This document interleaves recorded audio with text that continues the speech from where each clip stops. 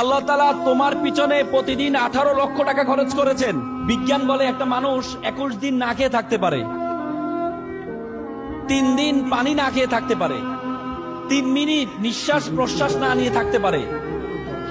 আমরা প্রতি মিনিটে 7 থেকে 8 লিটার অক্সিজেন গ্রহণ করে থাকি। প্রতিদিন প্রায় 20 থেকে 30 হাজার লিটার আমরা অক্সিজেন গ্রহণ করে থাকি।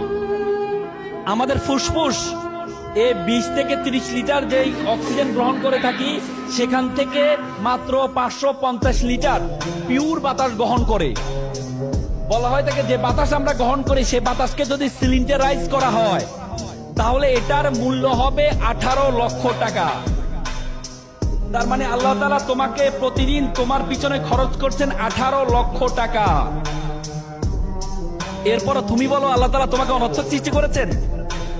আল্লাহ তাআলা কোরআনে বলেছেন, ওয়ামা খালাকনাস সামা ওয়াল আরদা, আমি আসমান এবং জমিনে যা কিছু সৃষ্টি করেছি, ওয়ামা বাইনাহুমা বাতিলান, কোনো কিছু আমি অনর্থক সৃষ্টি করিনি।